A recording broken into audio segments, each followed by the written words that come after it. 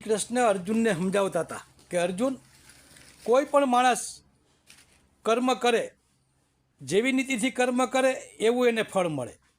કોઈ પતિ પત્ની ભગવાન શિવજીની સેવા કરતું હોય અને સેવામાં જેવું માગે એવું એને મળે. આ નીતિનો નિયમ છે, આ કર્મનો નિયમ છે.